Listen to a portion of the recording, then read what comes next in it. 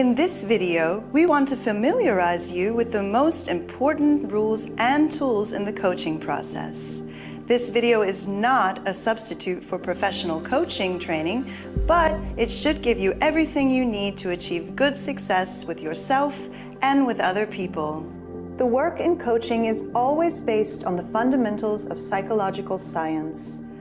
Since the teachings of the Swiss psychologist and psychiatrist C.G. Jung have many parallels to the applications in the information field, it is a good basis for the application of the coaching module.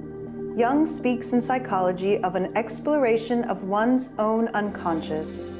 During individuation, the process of becoming conscious step by step, of becoming an I, we unfold our abilities and potentials. We develop our individual personality, a path that leads us to our center, to ourself.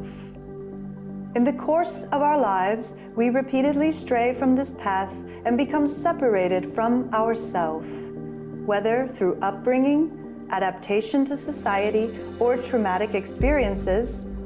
All parts of our personality that are incompatible with our current situation, we repress into the unconscious. These layers that separate us from ourself are what Jung calls shadows.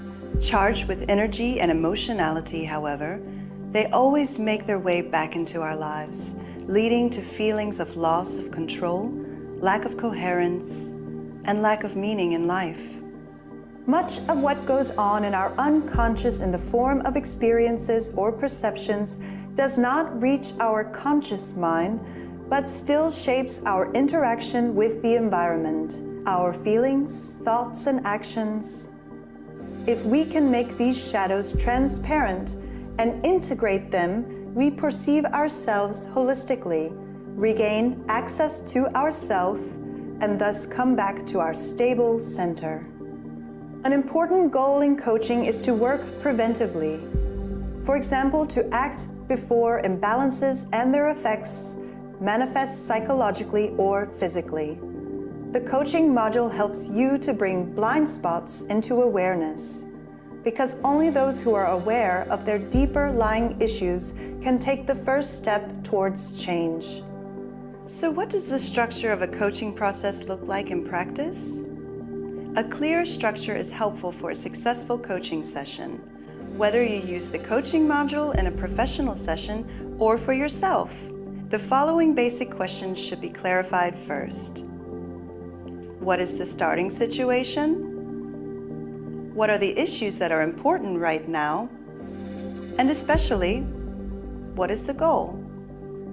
The goal is at the same time also the mental focus on which we align ourselves during the analysis in the information field and which we enter in the focus area in the HealAdvisor Analyse Coaching Module.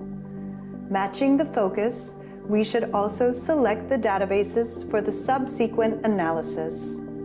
The results of the analysis show the picture behind the facade, the real reasons, imbalances, and needs. The analysis in the information field thus gives us access to the unconscious level. At the same time, the results from the analysis are also impulses for the solution phase. From them, it is easy to see which issues are relevant, which need more attention, and which should be addressed directly, as there is a high readiness for confrontation.